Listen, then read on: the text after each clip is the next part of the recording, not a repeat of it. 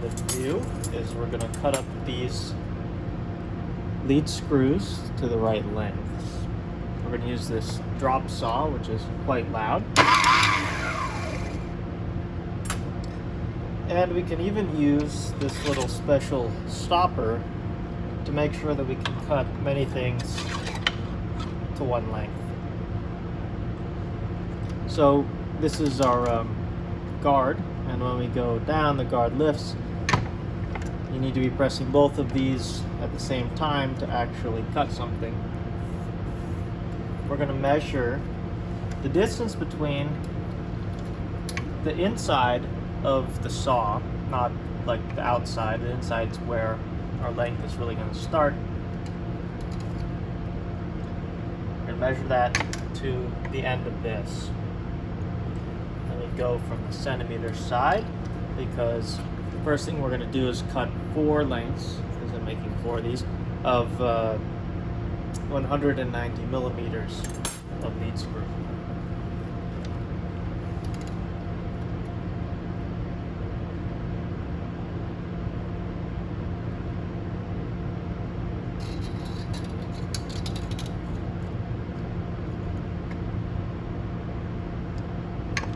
Once you've got your 0 point, you loosen out this screw a little bit, go to the length you want. Now that we have it at the right length, rotate it up just so this is sitting in the way.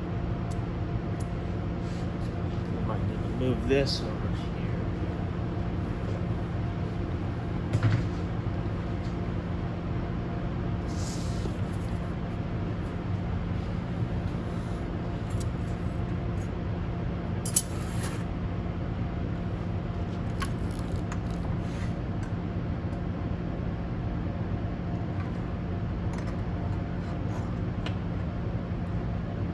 This vise here,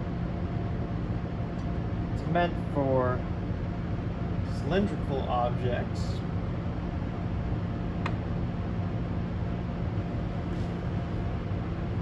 So it clamps down like this.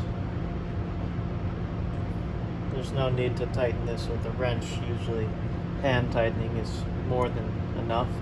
And also make sure to be wearing eye protection when doing something like this. Sleeves rolled up, no bracelets or necklaces or anything like that when operating anything that spins, really. Okay.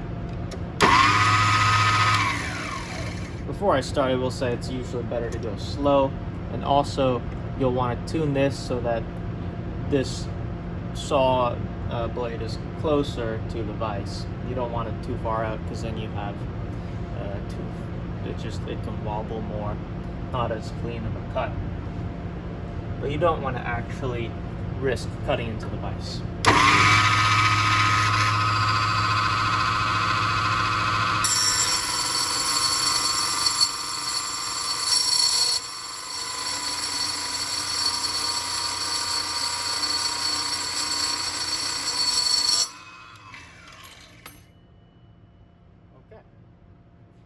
So just a moderate speed like that.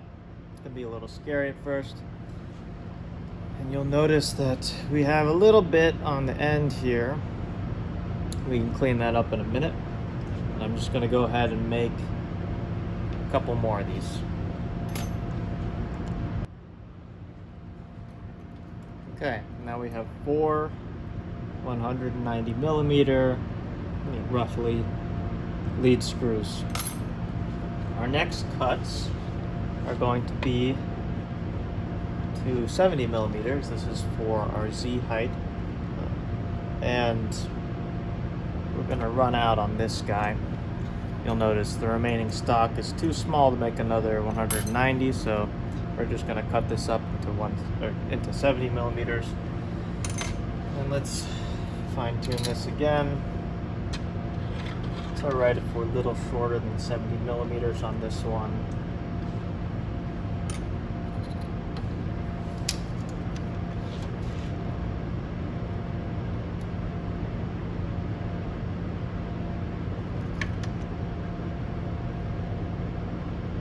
Okay. Alright, and that's already Alright, good luck. It's already at 70.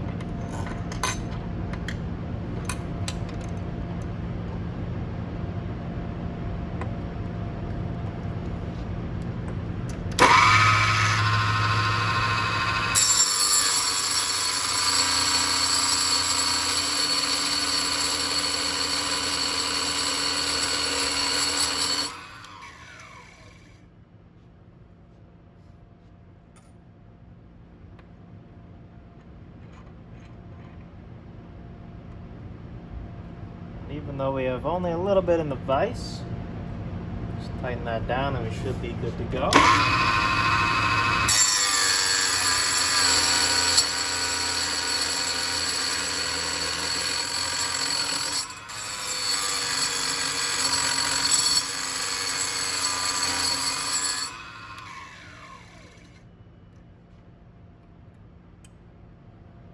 All right, each translation stage is going to need 2 of these, and it's alright if they're not the same length. We have the opportunity to adjust that later. Here we just have a little stub left in the vise, and we can just toss this. We don't need that. Okay, and then we need, right now we need 6 more of these, so I'm going to do those real quick. Okay, now we're at the end of chopping up all of our lead screws. And sometimes, if you look close here at the end, you can get it to be chopped up a little bit on accident. So this is actually alright because it's just on one side, but if you got bad luck, basically, sometimes when it is about to fall off, it's almost fully cut, it'll get nicked by the saw, and when we're spinning, that can cause friction actually. But we're going to put this on the side that is embedded in a miter gear, so it'll be fine. It's not going to bother anything once it's in there forever. Okay, next step is going to be to cut our aluminum rod. About 14.3 millimeters should be enough on this to get there for all 4 of ours.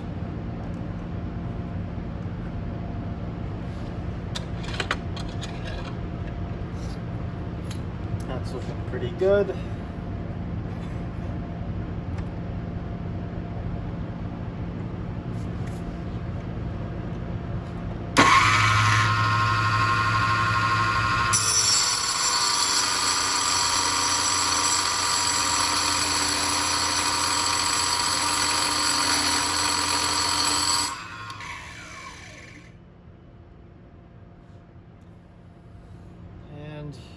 Yeah, if we just get this and we'll polish this in a minute.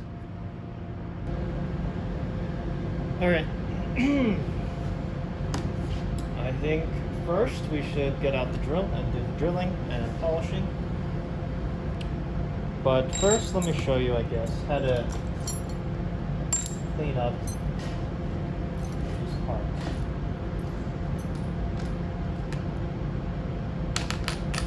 So after you cut these, the ends are going to be a little bit jagged sometimes. So how do we clean those up? We can use files. We have a lot of files right now. These, we also have side cutters. So with this bit jutting off, we could use side cutters to come in there and snip off that end. Like this. Just get it in there. Make sure that when this piece goes flying, you don't let it fly into anybody's face or anything. And that was easy. Now we have this pretty clean cut right there. You can file off the end just to make it smooth. But there we go. Now we can do it to all of these. This file.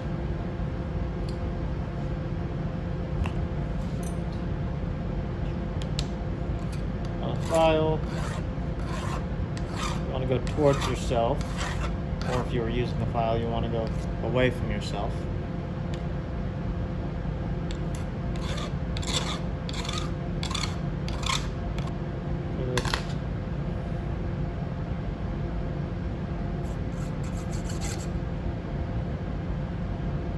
If we ding up these at all, it's on the ends, it's okay, because these are going to go and be hidden for the rest of its life. So as long as it can go into something, it's good to go.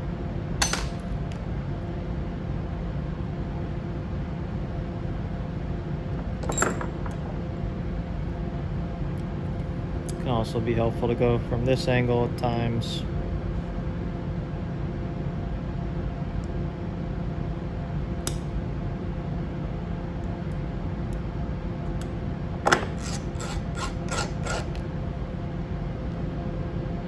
This end right here, it's pretty ideal. It's very flat on the top, and the way that it leads into the first threading here is not blocked by any, somewhat cut metal.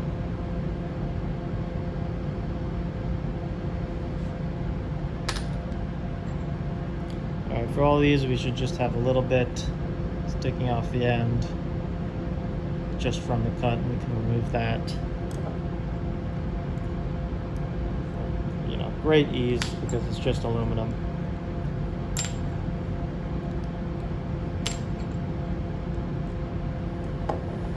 And now for the polish, I'll go grab that. It's on the other side of the room. Here it is. Now, these are all in French, but this is, you can look up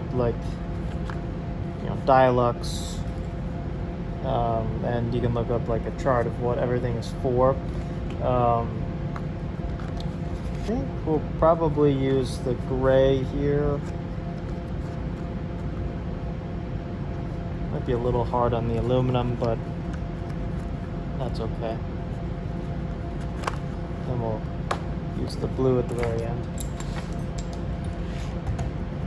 What I like to do is just put the aluminum in the chuck, and if you look at what we're actually trying to make here, well, keep that out of the way. The only part of this aluminum rod that's exposed in the end is right in the middle here, right? So we really only need to polish that.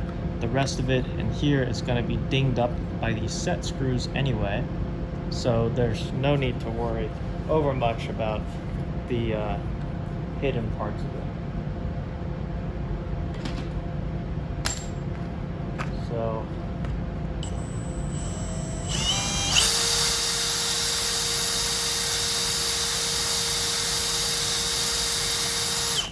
I like to apply some. This is a cutting polish. Grab some paper towel. This is not a very proper way to do polishing, but it's much less messy and faster than the other way, and it will have a equivalent result, really. So you want to be careful. You don't want to get the paper towel caught in the chuck at all.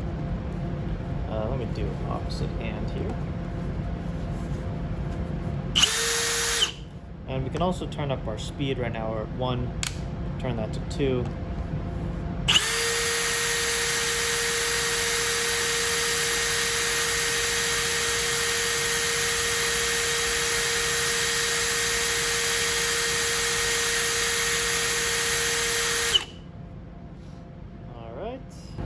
Now we'll apply final polish.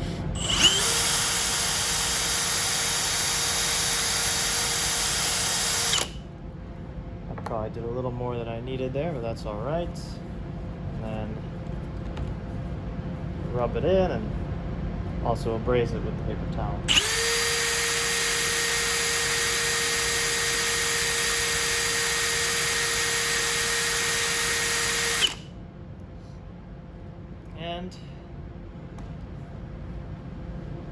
hopefully you can see on there, it's actually quite a bit better than it was before, just from that quick step. So I'll do the rest of those real quick. We can move on to the first step of the wheel assembly. Let's remove some support next. This can be one of the more tedious parts of the assembly process. So these should be really the main parts that have support on them. It's relatively easy to start with. This base with the dovetail, which I therefore call the dovetail base. So this has support in two areas. Right here, it has, very easy to remove support. Just remove it with your thumbs. Should be some little bits on the bottom. Be a little tough to remove.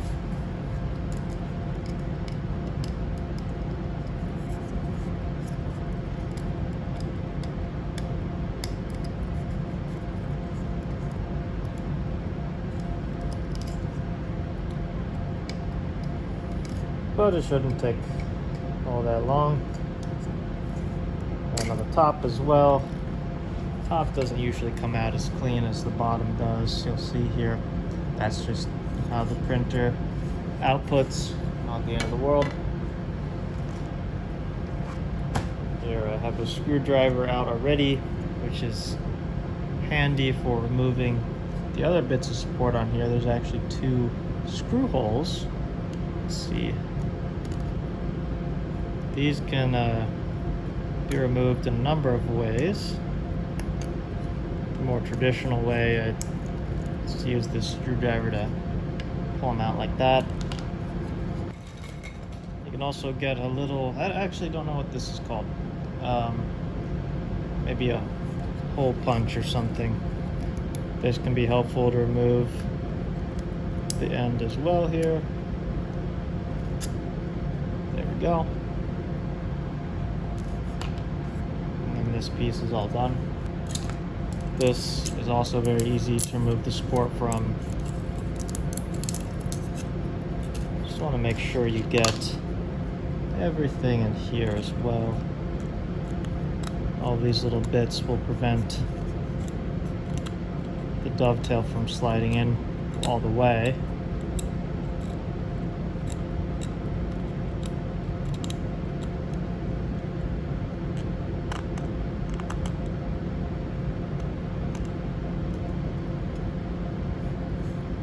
Seems all right. Some other bits along here. Great. And this is the easiest part to put together. Just slide that on there and then this is good to go. But it can get in the way sometimes, so I typically leave that off until the end and toss support material. Okay. Now we're left with these three. These can be tougher. You gotta be careful. You can push this one through with your thumb. Down a little bit here.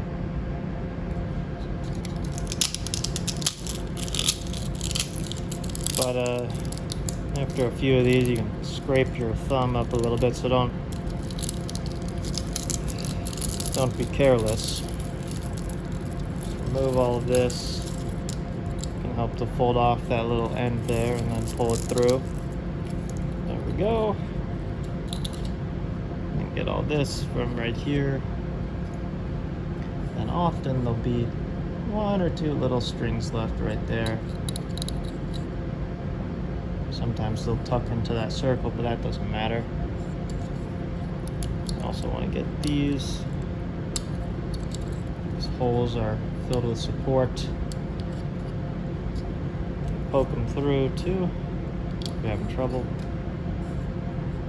Alright, this one's done. The other one is the same. Sometimes there can be printing defects. You can kind of see a line right around here. That's not ideal, but it's fine. Something like this is not a big deal at all.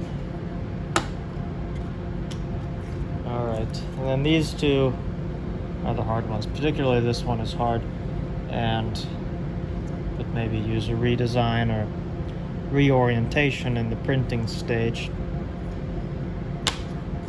But this one I figured out a way to do it rather easily. So you take I like this screwdriver a lot for it. Alright, so we got a flathead. You can use it almost as a chisel.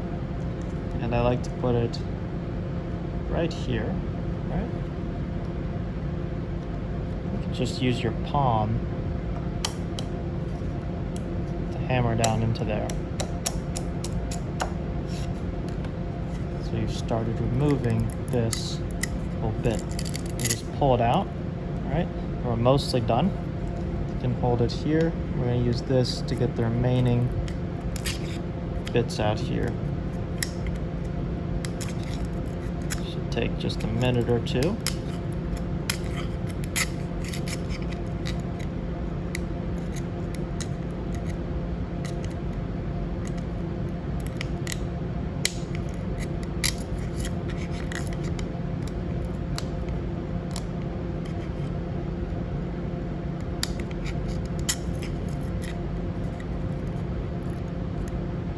You want to make sure you get everything in there, all of the support. If you don't, it'll get in the way of operations later. You poke through. There's also these little bits here that are used to support this overhang. It overhangs the hole a little bit, so well, no, it doesn't, but it puts support there anyway for some reason. And then even within there, a little hard to see, but you can see it wiggling right there. That's actually more support. So let's remove that, so then when we screw in the screws later here, they'll be able to be flush with this top instead of sticking out. Alright, and we have a little bit more support left on this guy. We got these 4 holes, obviously, and then this 1/4 inch hole on the back. Let's see. No need to be elegant about any of these. Well, certainly not this one. Going back actually to this one, should have realized there was another tip that could be helpful here. But I realized if you stick this in, just jam it in there, take it out, put it on the other side, kind of breaks the contacts in there. Makes it a little easier to get this out without needing a drill at first. A little bit protruding here. Maybe some pliers can help us finish the job. Great, and we got that out. Now, you might have some little bits at the end there. Still haven't come out yet. For that, you can use a drill real quick. Just put pressure in this direction. Right out of there.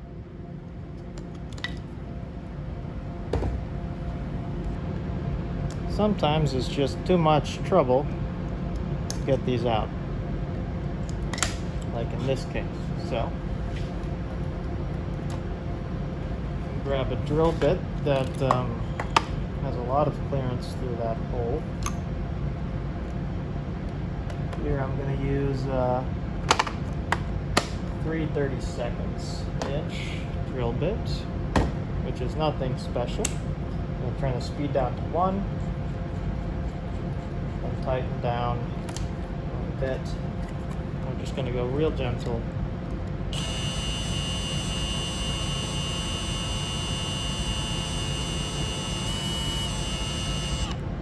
Drill out the support.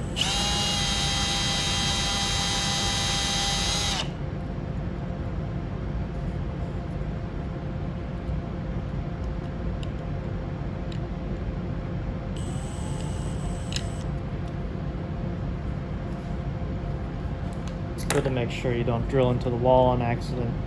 So if you can create a little lead center in it, helps out.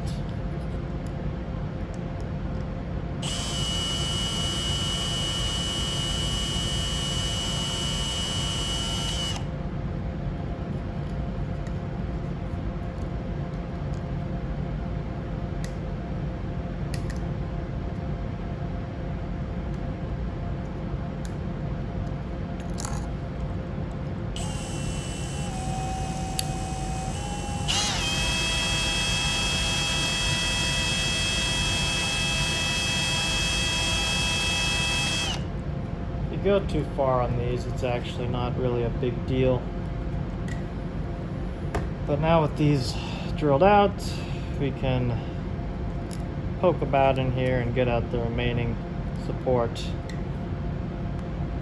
Alright, so these are relatively clear now, but even if they're not fully clear, it should not be a huge deal later. Now comes the worst one. This guy, which has support through here and also kind of buried in all of these.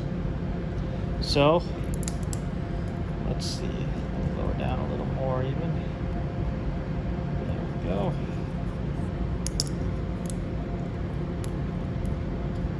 Closer in.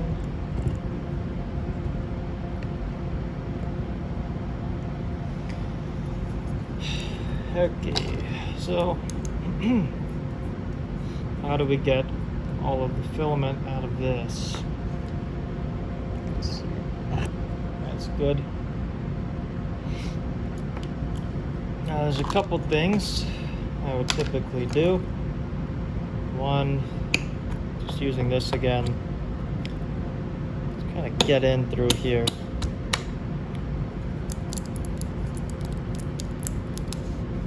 Get all the way through. It's kind of good.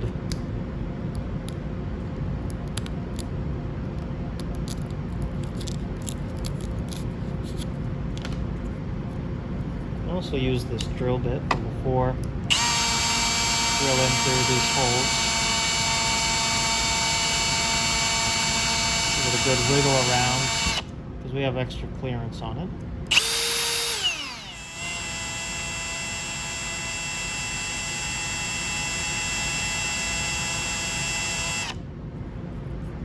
Over here as well.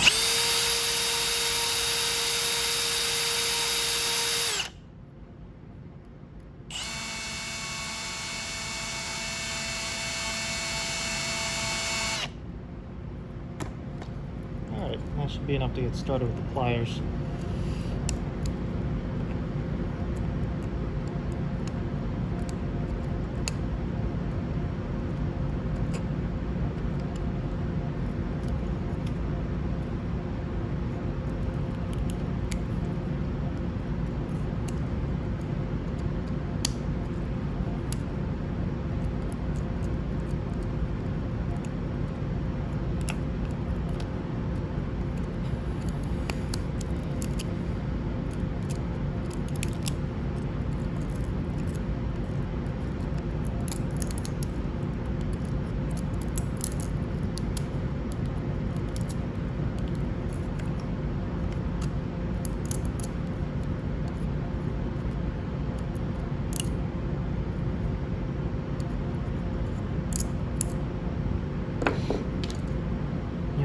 Maybe be able to see, yeah, there we go, we can see that.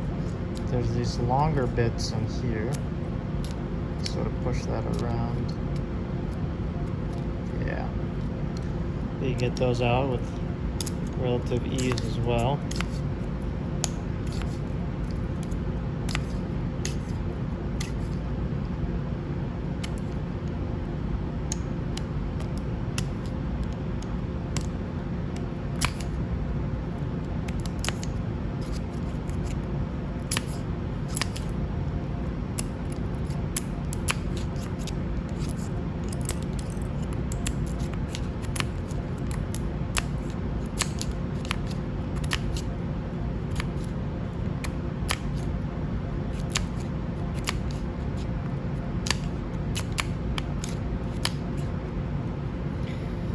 Okay, so we've already got this one cleared out, which is great. This one's almost cleared out over here.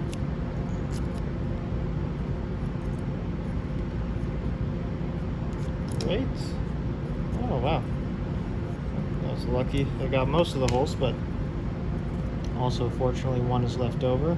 So with these, you can try getting them with pliers to start. Typically, that's... oh, well, here it worked, but in case you still can't get these, just try to poke them through. There might be some resistance, but that's just because you might have left the support inside, so just keep at it for that. use a larger plunging tool, like these lead screws that we have on hand, and just remove all the debris. You can use a screwdriver from before to clear out the others here. The other end, these square holes.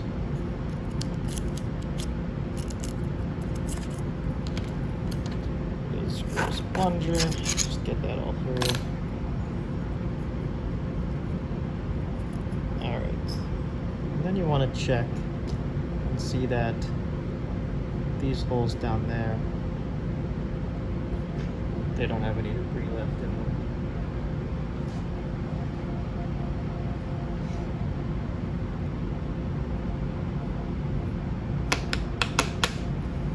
Good tap can do it. You can also put in a screwdriver and twist around in there.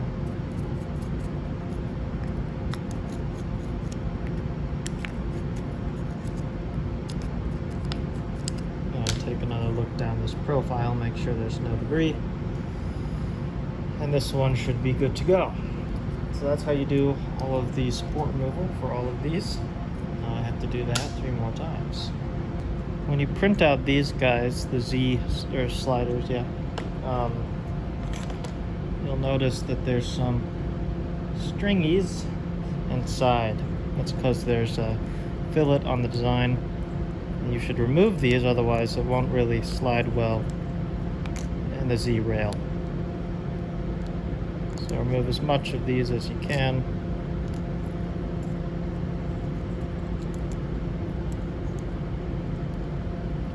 With the screwdriver until it's clear.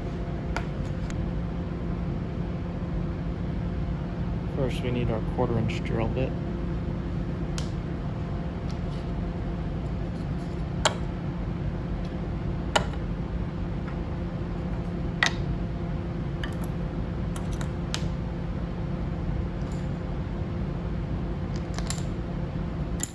For one kit you'll need to drill these parts.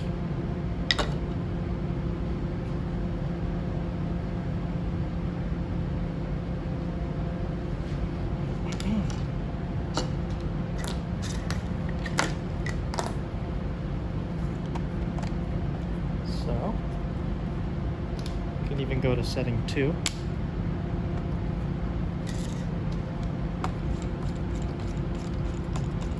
The bit in the chuck.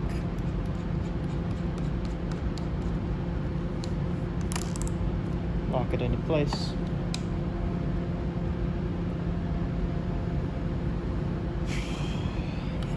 So in particular for a hole like this, where it's printed, in that direction,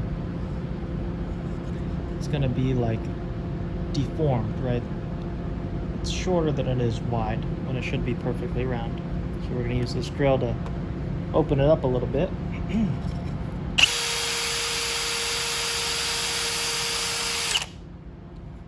in the process of doing that, I'm pushing in every direction. So I'm pushing up, not tilting, I'm pushing up a little bit, and then I'm just, pushing in every direction, trying to keep this piece parallel and not tilting it at all. And that is probably quite sufficient, to be honest, right there. Also going to do that here, even though this piece is printed so that this is perfectly circular. I find that smoothing it out, opening it up just a little bit,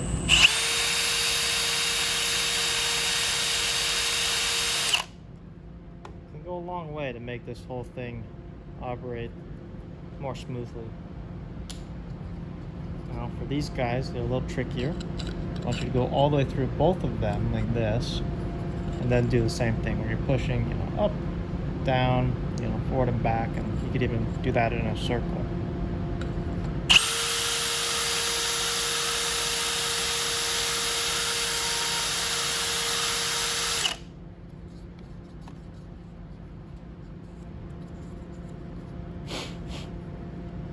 Because these, again, have that layer height thing where they're deformed. for a long time I didn't realize it, but we should also definitely drill that hole too. But here we have to be careful, because if we tilt this at all while it's on the drill, the bit which is protruding from that hole there can actually stick into these and break them off. They're not held on very strongly.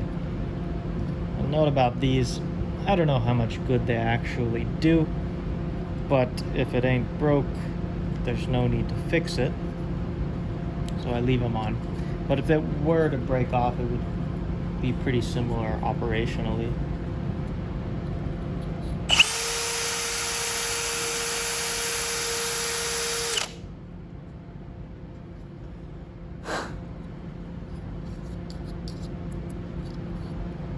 Alright, let me just repeat on the last one.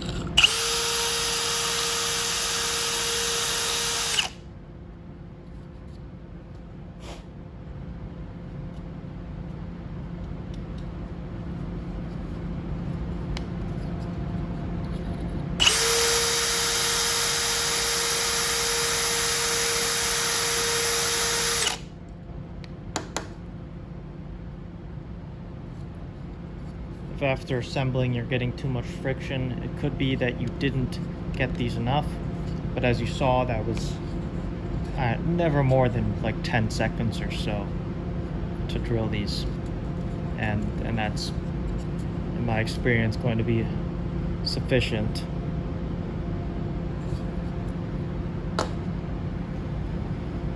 And then we'll do all the rest of these.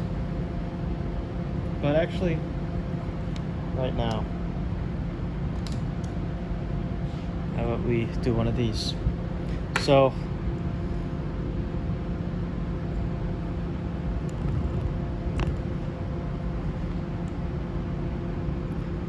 here is the whole situation with these. Just a little more down here. This piece, as you can see, is clearly, you know, it has one axis of symmetry here, but you know, it also has one here, but we can't, these two ways are obviously different, right? But the dimensions of this square right here, those are equal. It is in fact a square, but this is not perfectly a square. We're longer on one side and narrower on another, so this side is slightly longer. All right, and we're always going to have this hole on this left side when it's the longer, right? So if we rotate it here, we see it on the right, we know this is the shorter one. Longer, shorter. And you'll notice the difference even when you insert. You'll see we get much more wiggle going in this direction than if we were to go back and forth in this direction. So you can always just sanity check. It's always good also to make sure that there's not too much friction between these two pieces. Right now this feels good, but if you do get too much friction, what you can do is you can actually flex these inward, just put some pressure on them. You'll feel it flex a little bit. And just use these to grate against each other a little bit. That'll give you a little bit more wiggle room, and it'll insert a lot better. Okay, so now that we know that, we know that two of these are going to be, you know, in a pair, because each kit is going to have two, right? And they both have to be at least, you know, with this in the same relative direction. So we could flip this 180, and that's equivalent. That's also fine. Well, then the final thing that's going to pin us down is this little threaded piece. So this is actually threaded, as you can see, and the reason why I don't just have a design where this threaded piece is built into this, why not print it all at once, is that this requires a finer layer height, and this, I don't want to wait, you know, 8 hours for this to print. That'd be absurd. But we can just, you know, attach them with the screw. It's way faster and more efficient, and this works well. We get this marker that actually also has other nice side effects where it's easier to align later. So what you should do with these, once you have your pair, You need to pick out any two of these, and you want to, I'd say, always look at the bottom. Here you can tell that I printed this on a cool plate because these faces are pretty flat. Even if they're not clean, you can tell they're flat and reflective. And then you want to look for where the threading starts. You can see that printed bit sticking up, so these are the same. If I rotated this, you can tell that obviously these are at a relative rotation to each other. So we want to keep these, both on the same side, so you don't want them upside down with respect to each other. You want them both right side up, for instance, and then with no relative rotation between them. And you want to keep track of that and put them into here. You can grab one of these lead screws, which you could also grab the aluminum rod. It doesn't really make a difference, just to plunge it all the way down. Shouldn't be any resistance there at all. If there is a little bit, that's fine. And then you just take a quick peek here. It's a little hard to see. Yeah, you can see it at the bottom there. If I go too far, it'll slide back out. And now we're on to these. These are M4 screws. They're 4 millimeters metric. And I believe these are 6 millimeters long. What we'll do, I really like to use Allen wrench bits, hex bits, instead of Allen wrenches. I find it much more convenient. We can use this. Any nut driver will do, as long as it has that 1/4 inch opening at the end. And then you'll find that there's a little resistance as you try to put it in here. You may not think it fits, but you just gotta force it in. It's because of this opening. If you can see clearly over here, it has a little deformation, so it squeezes in. But once you get that in, just push it in to about here, and then it'll stop. So you got about that much sticking out. And then at this point, you may have lost track. We can always go back and check. But you want to make sure, you may have lost track of the relative rotation, but you want to go and make sure that it's still at the very bottom, which it's a little hard to see there, but it is still at the bottom, which is good. We don't want to screw this into place and it's no longer at the bottom. That would be bad. Actually, let me keep track of how many turns. So our starting point is right about here, and we get a good marker on this. Here, I'll use this M as a marker. So that's 1 full turn, 2 full turns, 3 full turns, 4 full turns. Alright, and just about 5 full turns is when I get enough resistance that I know it's hit that plastic piece that we wanted to secure within it. We do the same thing on this side. Just kind of use this nut driver to force it in there. It's much easier to do with this than to try to do it with your hands. And then let's test this out again with the number of turns. 1 full turn, 2 full turns, 3 full turns, and about 4 full turns. A little past 4. So what can happen actually is that it's offset in one direction. So we did this one first, and we counted the turns. We know this one was 5 turns, and this one over here is 4 turns. So you'll notice you'd even see a little gap right there.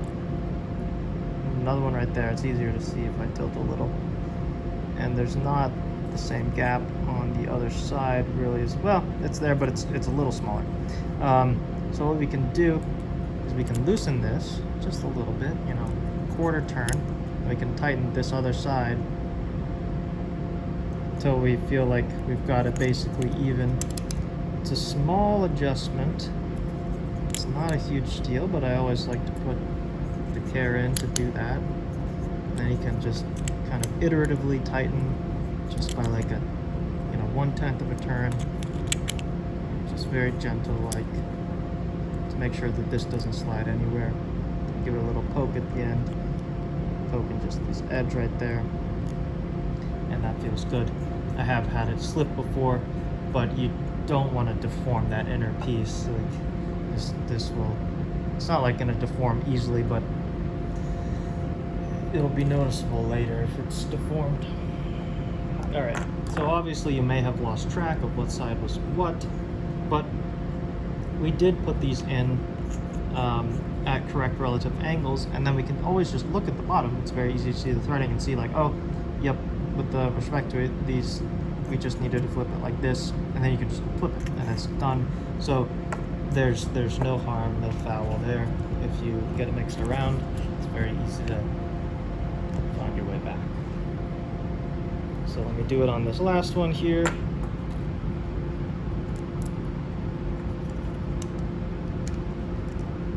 We're in. In fact, before I get all the way down there. Good.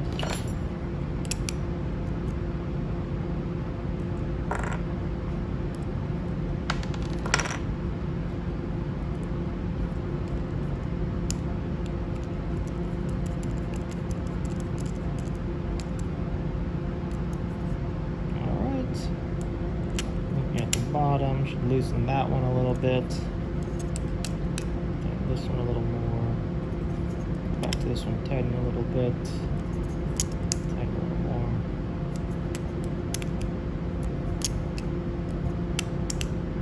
Again, this is just very slight turns, like, you know, like that much, like just very slight, right? Not a lot of pressure, not a lot of force. And then these two are ready to go. We can look at the bottom. Looks like I happened to pick them up in the exact relative rotation that we wanted. I'll show you what it would look like if it was the wrong rotation. You can clearly see. And here, you can see the red, like the 3D printed overhang, and here it clearly looks pretty different in that same spot. Right, especially right here, we can see it get flat and then it cut off. Don't see that over there. Especially if it's in your hand, it's very easy to tell if you should flip it over. All right, with these in the correct relative orientation, we're ready to attach it to our X rail. Just need the right screws for the job.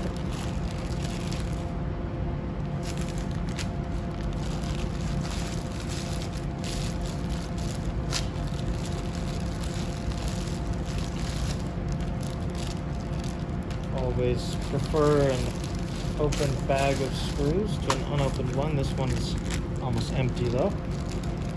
We'll need 8 right now. 4.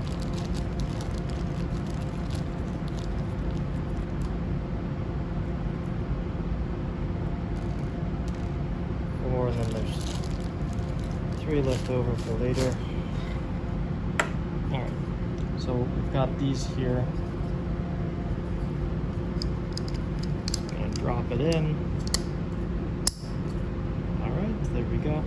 And we're going to have to switch out our hex bit. Oh, got this here. And these are M3 screws. They use 2.5 when they have a head like this.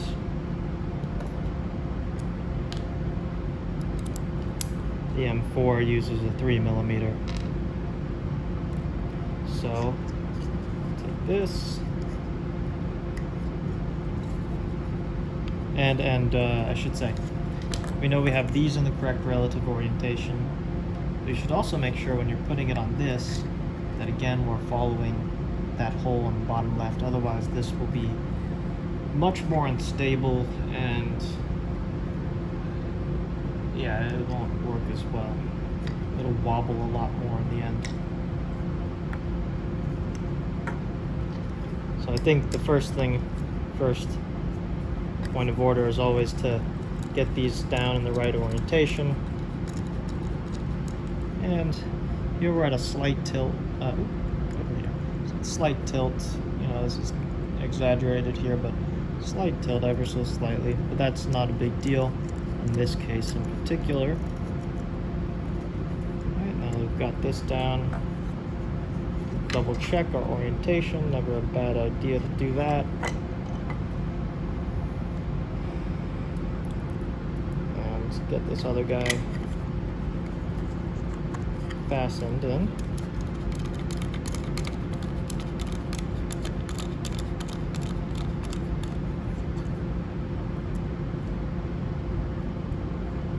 I wouldn't tighten these down all the way yet.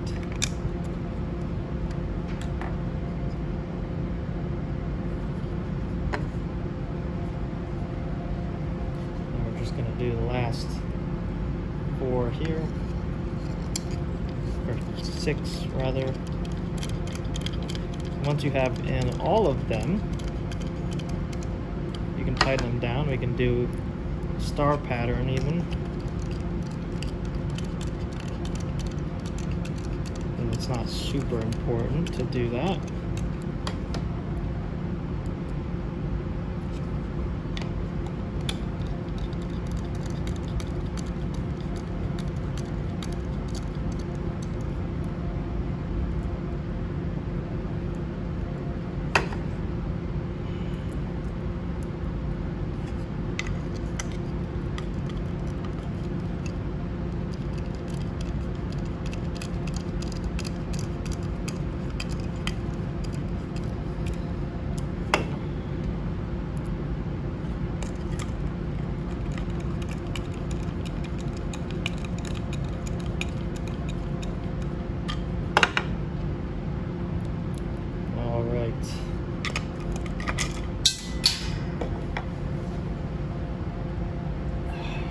Okay, so now we're on the last screw.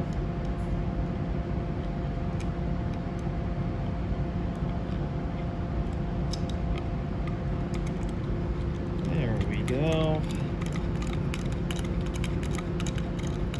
And then just gonna loosen these all a little bit.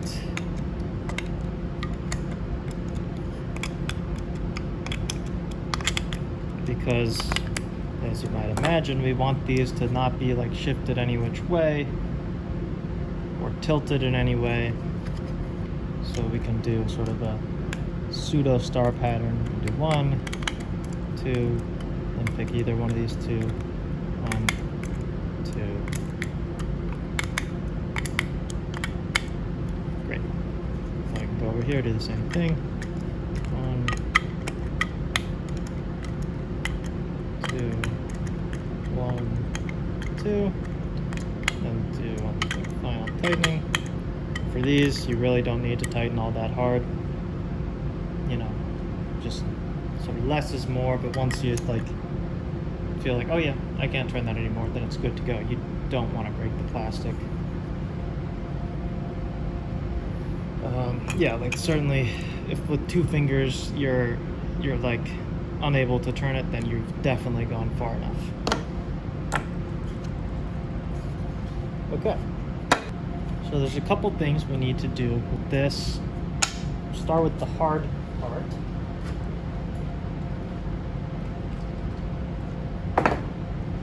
You can sort of get creative with this, but I've had success using pliers, a hammer,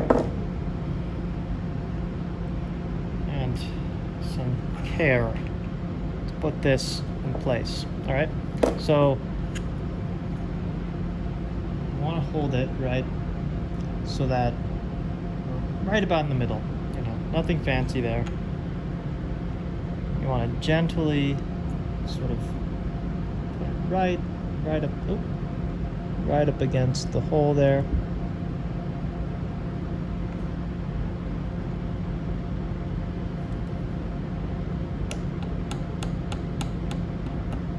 And holding the pliers in place.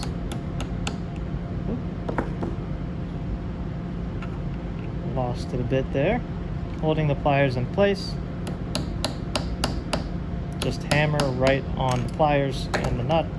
And then we can let go. It's set in there. And just gently tap it in. the whole way. You might notice still have a little bit protruding from there. And sometimes this is even at a bit of an angle. It's hard to see, but instead of this being perfectly flat, if I were to exaggerate it, it's more like this, right? So slightly at an angle there. But that's all right. It should all correct as we go. We can hammer this a little bit more. But there's really not much to that. Go do the next one. But yeah, originally this was very difficult, but this actually does the job with relative ease.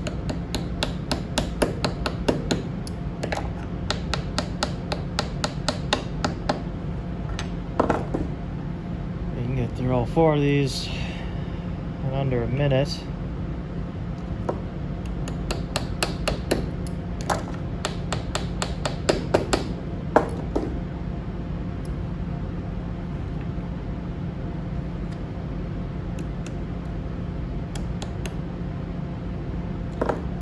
Another thing I had thought of and tried for some time before I thought of this is put it in the vise over here and use that to squeeze the nut in. But that was pretty troublesome because you really would have to line it up perfectly right, and you'd need like a paper towel to make sure this doesn't get, dinged up, and usually it would get dinged up anyways. And we can try just pushing on the side of the table here to get those all the way in. But now we can really fully correct them by screwing in this. So take one of these plate holders, and here I believe we are going to want some of these 20 millimeter.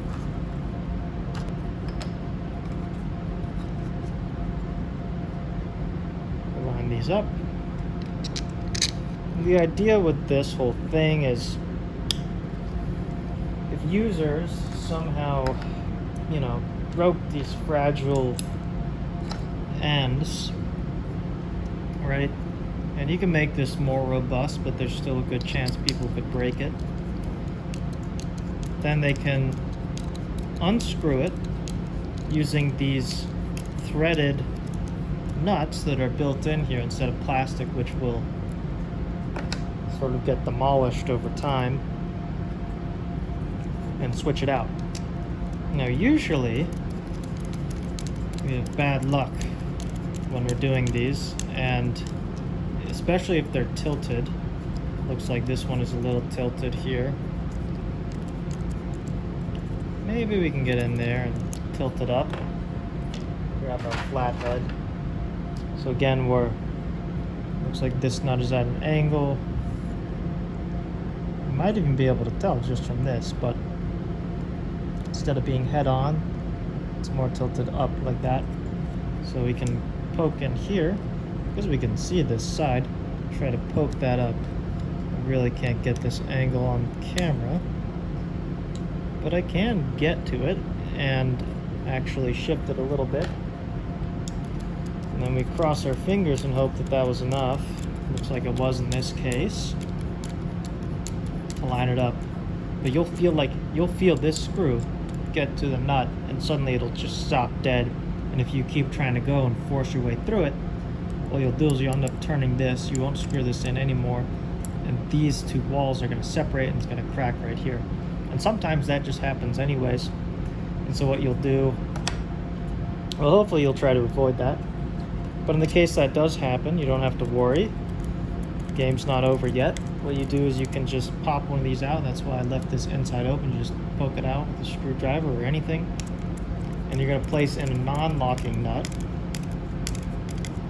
And the non-locking nut will be a little tough to get in, but use the same exact thing. And that one, it will almost definitely be tilted because it's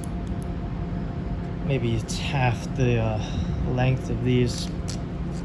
So you want to line that with a screwdriver, or what you can really do is just push all the way through with this screw until it lines up right and it's flat against the bottom face here. And then you just screw it in there. And you'll screw it in more and you'll see. But these, it's too hard to see, but when these are always screwed in, there's a gap at the top. There we go, you can see that. The gap at the top, there's no gap at the bottom. That's because when we screw this in, it pulls it all the way towards it.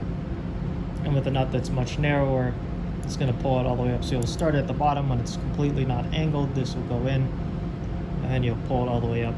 And the others, it usually only happens to one where it splinters off. And it's not a big deal. It's not the end of the world.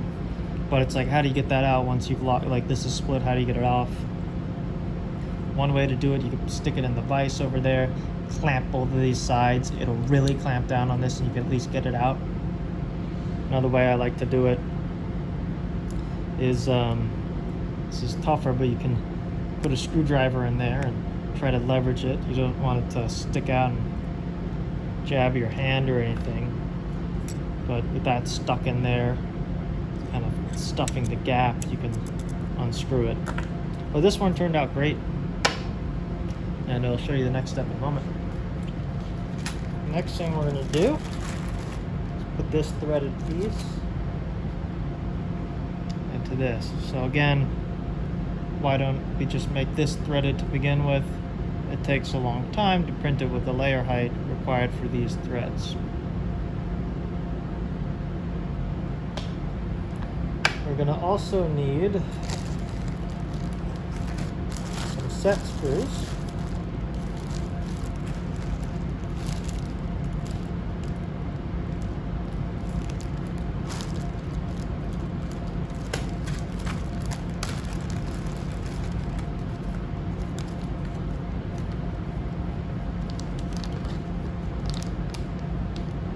We don't really need all that many. Just 4 per.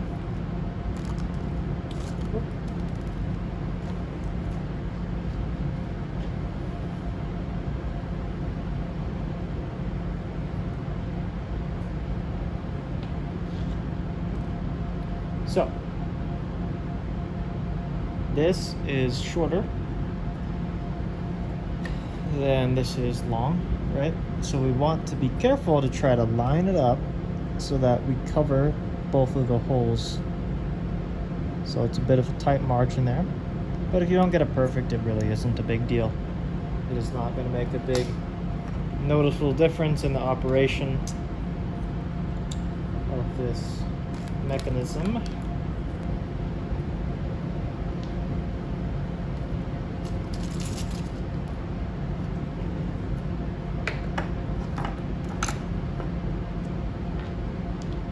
So, for these little set screws, we need a M1.5 hex tool. We have 2 of them here.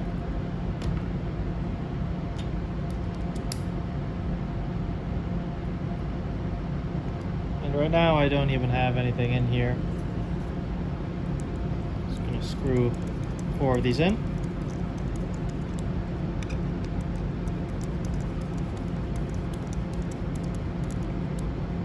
Alright, just so it's like flush right there.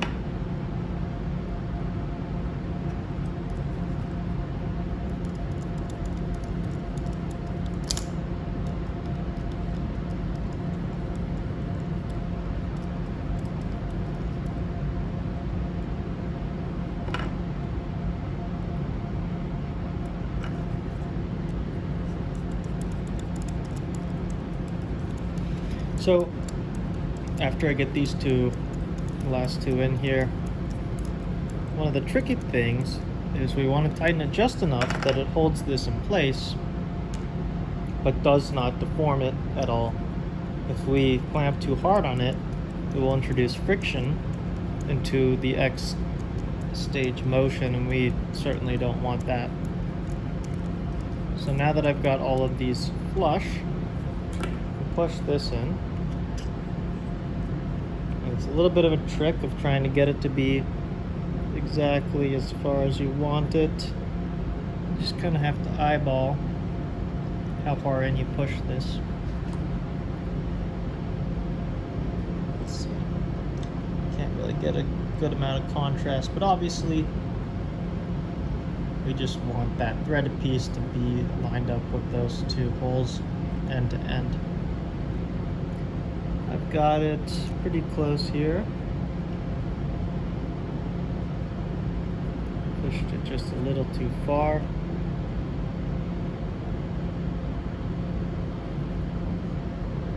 Right there is probably good.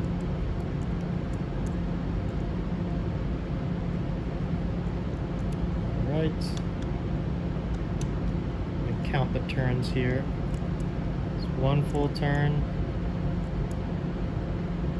2 full turns.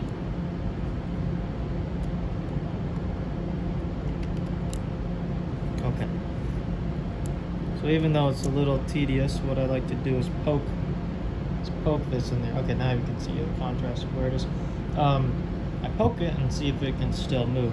So 2 full turns wasn't enough to get it lodged in there. So we'll see again. Okay,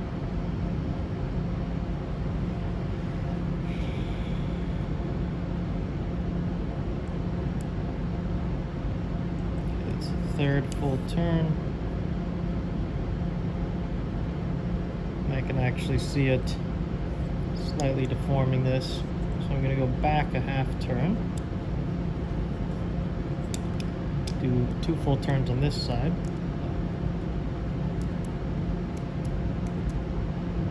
And add a little bit more. And then see in here, looks reasonably well held. And upon pushing it, I can feel that it is being held. So let's see, this side, that looks good. And give this those 2.5 turns. Okay. So I can see it's slightly pinched inward like this, but that shouldn't affect its operation at all. Just from experience, we can thread this in and see how it feels. Once you get it all the way through, because these ends will be a little rough, so you might feel a little scraping as you go through. If it's a lot, then you should stop and clean off the end of it a little with a file or whatever. Make sure it can go in smoothly. But you should feel it has a lot of play, you can wiggle around a lot. That's by design. We want this thing to be smooth. Precision is not as important here as just it being smooth.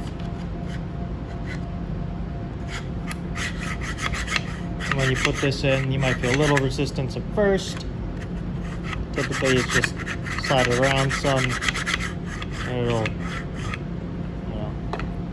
it'll then be smooth. Alright, next step, I'm going to put on this end cap. So the end cap actually is not symmetric top to bottom. Here it does not line up perfectly. We can see that edge lower down. Here it does line up perfectly. So this hole should be higher up. And if you get it wrong on accident, you will absolutely know and be able to fix it. So it's not a big deal. Take out 4 screws. Use that to tighten down. And of course, we're going to want this. You don't need the lead screw in yet, but I like to put it in first. And then you absolutely do need to slide in this before putting on the end cap. There's no way to get that in. When you switch out our bit, this can be tough to remove. You can always use pliers to just pull off that bit.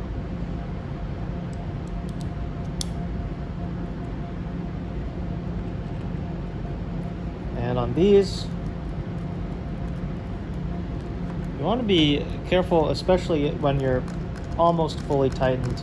You don't want to over tighten this, because what can happen if you over tighten this, you'll end up splitting right along here. This plastic will split open. We don't want that to happen, obviously. We'll continue here.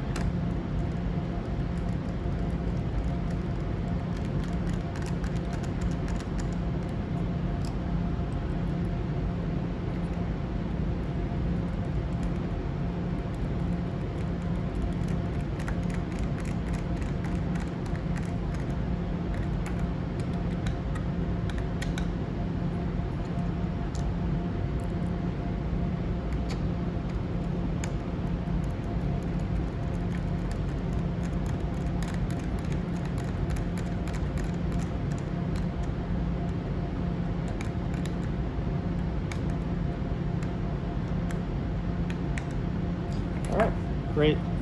No splintering at all. So inside of here, as you can see, these are also threaded. And these also need set screws.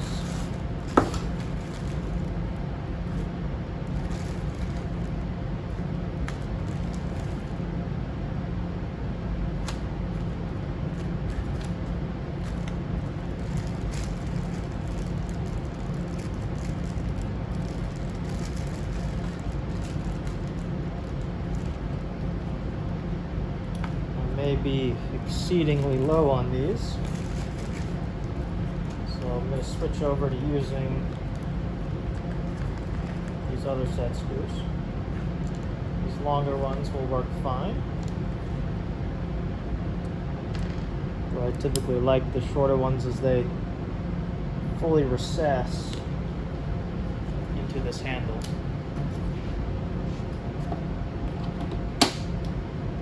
And for this particular job, I like to use this tool here, because it can allow you to get in here without actually angling it in as you screw it in. All right. So take this, and right now we're just gonna like sort of set this whole situation up. So we're not at an angle, just screwing this in. And you want to stop short. You don't want to protrude out into it. You can sort of eyeball how far you need to be going just by looking at this. So we can protrude out that far at least.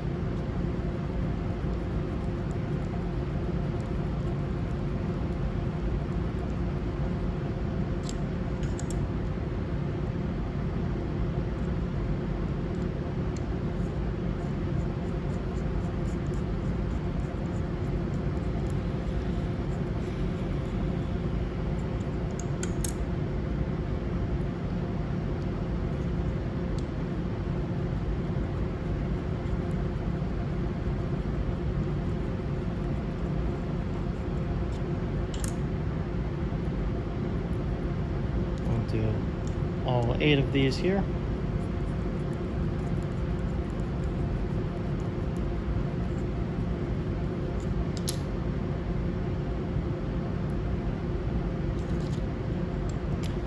These are, again, the M3 cup point set screws. They're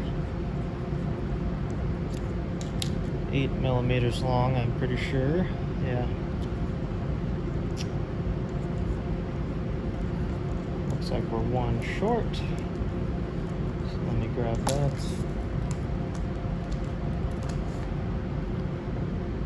And again, when I say I don't want it at an angle, what I mean is we get this. We get to go straight in with like essentially no angle. This would be bad, for instance.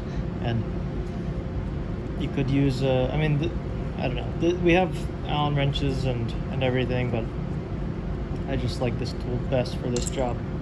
Okay, so we're going to just thread this on. One of these is typically a little easier to put on than the other one, but there's so many mix and match. We'll see if that holds true here. It can be hard to thread them on sometimes, and you gotta fold up this little bit of threading on the end if it's folded down, and then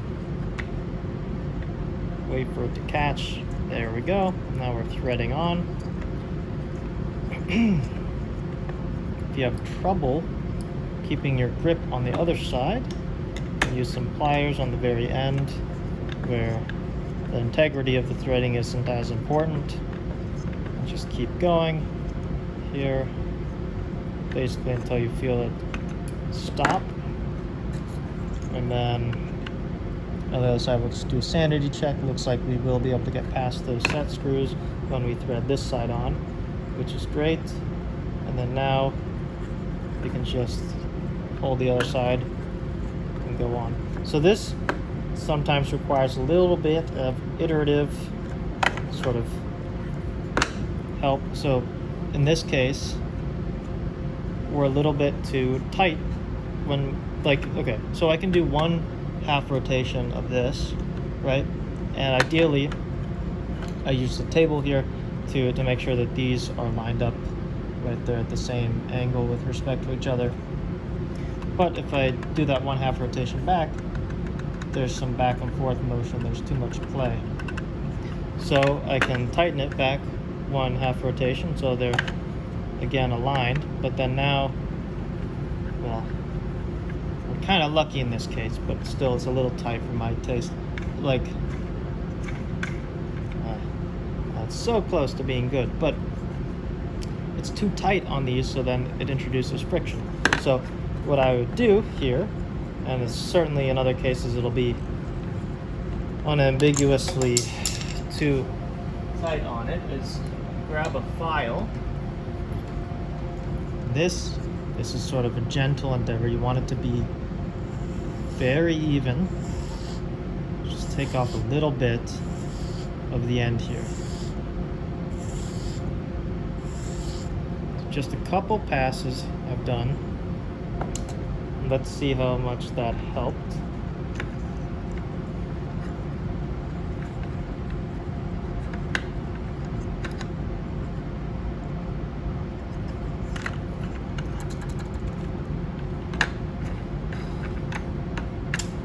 So ideally you can like hit it and it'll spin for a while. So even just, oh, looks like undone a little bit there. Okay, that's fine. Should be able to freely spin pretty far, and these are still lined up, which is great. So that's the idea. And then just to round off this video, we'll screw these down all the way. So you want to keep going, then you'll feel a little bit of resistance as you get to the tighten down point, and then you feel a lot of resistance. And just the 2-finger test is good. If you like are having a lot of trouble doing with 2 fingers, that's probably enough tension on it. You're good to keep going.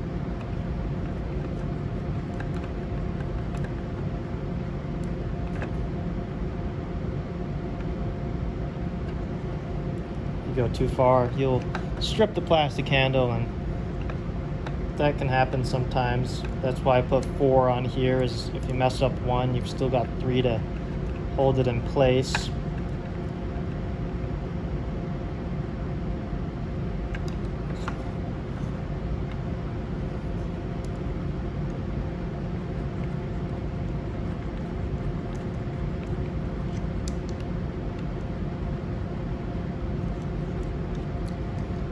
And we're almost done with the entire top assembly here.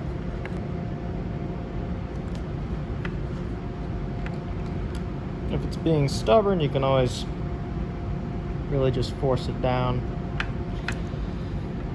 And this way they'll be forced to remain aligned. Yeah, so this is the smooth operation I was hoping for.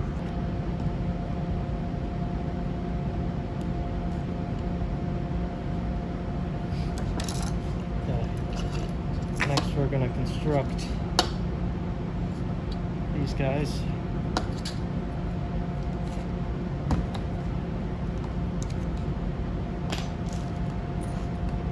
So grab one of your 70mm lengths.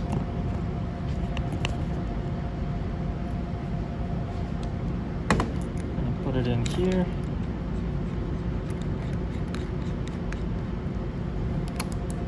Make sure this side is clear. Looks good to me. Grab one of these locking nuts. These are threaded, and the intent is that they are very tight when they go on, and they'll never be supposed to move again once they're on. You might be able to get it started a little bit there. You want to tear off a bit of paper towel. Just going to fold it over a few times so that we can wrap it around this. Wrap it around this. And with our pliers, we can then grip it without damaging it. I'll turn on the drill to go clockwise.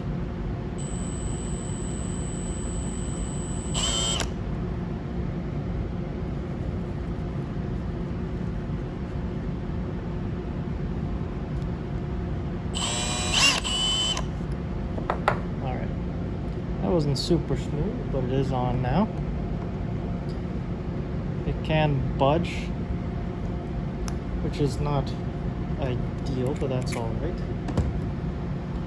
And then what you're going to do is just do an iterative loop. Slide it down in here.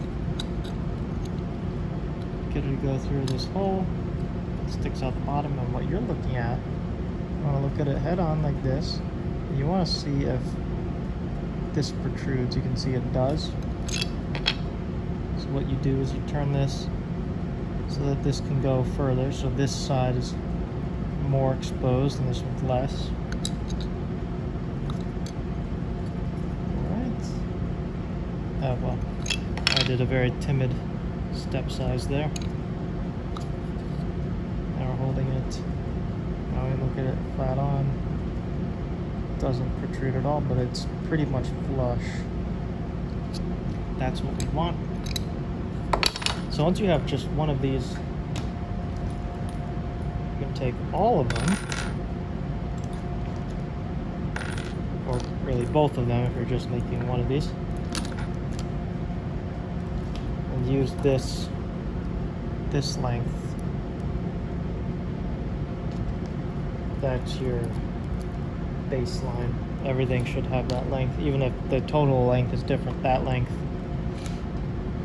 really the distance between this face and this face, that's going to be the same for all of them. Okay, so I'm going to leave the others later. Just proceed with these two for now. So, one at a time. Take this, one of these miter gears. This is the shorter of the two. This is the other one. These are the pairs.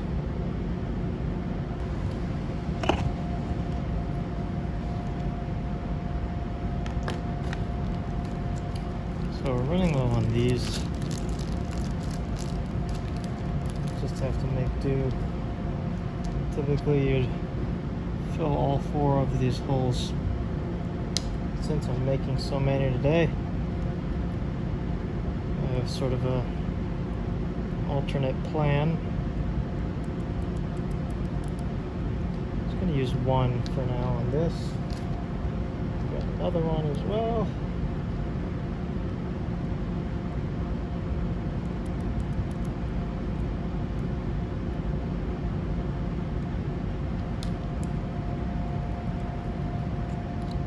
So now we need to get this gear on here. How do we do that? It's a little tricky. You just gotta do it just via dexterity. Once you get it on, it should be pretty smooth. I like to just force this down with one finger. Don't let it turn with that same finger. Tighten this down. You don't want to get this all the way so that it can't wiggle. You want there to be some slack, and the way I usually test that is by how much I can wiggle this around. I want it to be able to go almost to there, right? do that in a full nice circle, so it can't actually touch that really. Right around there is where I like it. Even just touching is good. It's non-uniform, so some places it won't touch, some places it will, and that's all right. And just checking here, we're good on the top. Maybe a little overhang, not a big deal though. And I can tighten down this one set screw. Gotta be careful not to strip it. Alright, and that'll be good on that one. Let's get this one going too.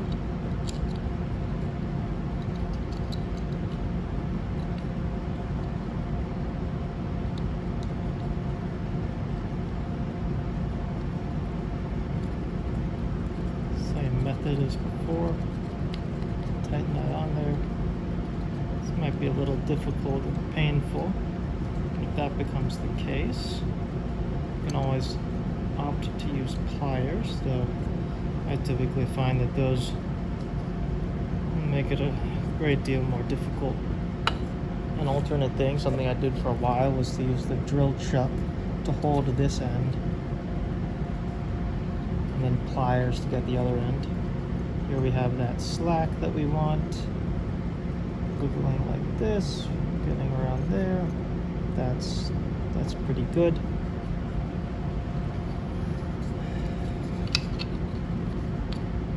And with those ready, I'm going to just jump right into our base assembly. So grab one of these bases. Sometimes there's a little printing defect. Here this hole is blocked. That's okay. I'm going to start with just 6 M4 20mm screws, along with 6 nylock nuts. We'll need a 7mm wrench.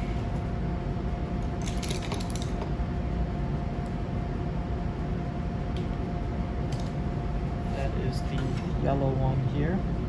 7. Alright. Now it doesn't matter if we flip these like that, but we do want to not flip them like that, obviously.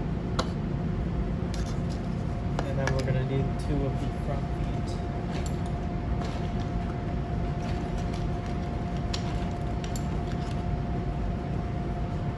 Here they are.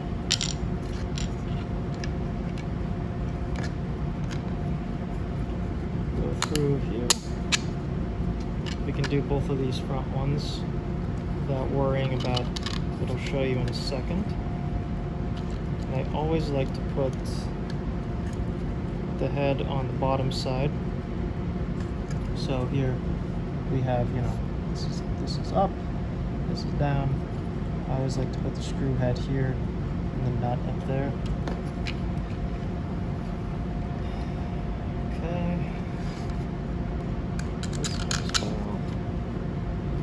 Doesn't jangle around, we'll just do 2 of these for now. And I want to switch out this. You can use pliers, just grab that out of there. Those bits are cheap, but they've proved to be pretty durable too. Here's our 3mm. Well, we don't really need that right now, but just in case. Alright, I may actually want to poke out this hole here. Just using a screw to poke through.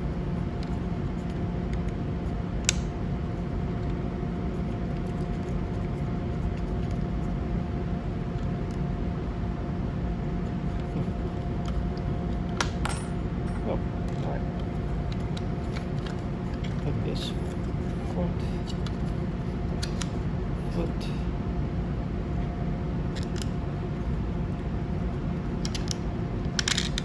There we go.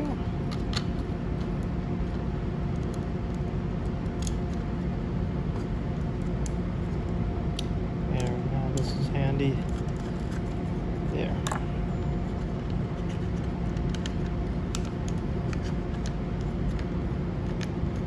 this one, just because there's that defect, I'm just going to have to force it through. There we go. Alright. But that will not affect usage quality at all, so it's nothing to worry about. You can proceed. And then I like to keep it consistent, so if we look at this existing one, these miter gears are over on the left side, so if we look at the direction of light propagation, which is that away, we have these on the left side. So basically what happens is this whole gear part gets in the way, so we need this screw to not be in there when we put this in later. So we're only going to do this one, leave this one out.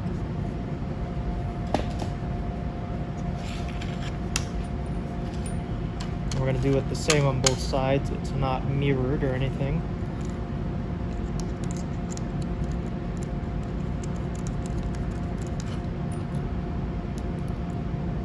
If we mirrored the miter gears, this would not work at all. It would break. I've lost. There we go. Alright, and then we don't need to tighten these all the way down. In fact, we really don't need to tighten them at all right now, but I'll just do it anyways.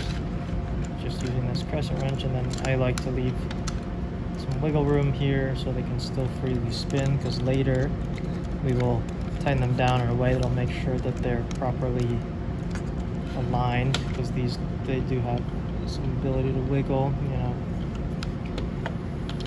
So if we tighten these all down without making sure they're aligned, then it'll affect the smoothness of the operation as well.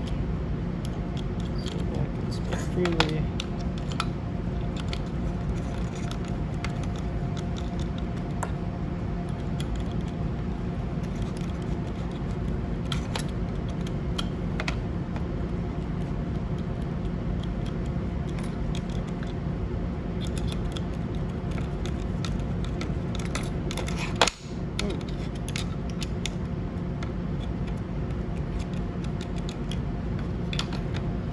Okay, that's almost 6 of them. Oh, right, the easy step. This might be the more fun step of the whole thing. There they are. So we're looking for these M4s. These are like 10 millimeters long. We just need 2 of them. Now, the important thing here is these are not perfectly clearance, so what I typically do, actually, a little trick that you can do as well, since we have extra of these M4 6mm around, so we can thread this all the way in. So I screw this all the way in, and then you just keep turning against the resistance a little bit to kind of eat away the plastic. And you can unscrew. Do the same thing on the other side.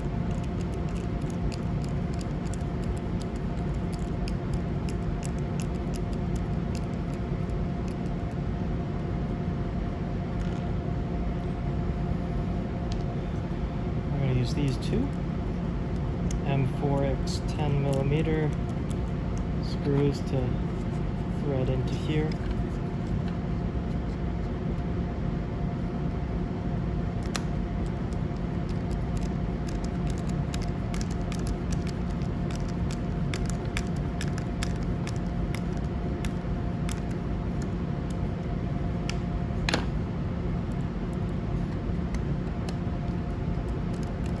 The reason these feet are even a thing here is that without them, the Z handle would have to be like very small, and that would be very annoying to turn. But with them, we can afford some space to put the whole handle here. Okay, so let's get moving on this. Already got a set screw in here. Another set screw for this one.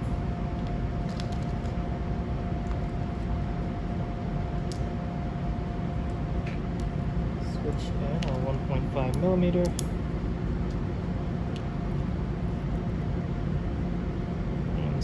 this in. We'll do it over here. Okay, grab an aluminum rod. Have our nice polished rods. And actually, I'm gonna secure to the end with a set screw this handle. Here we can use this tool instead of that other DeWalt. What is this? Yeah, DeWalt.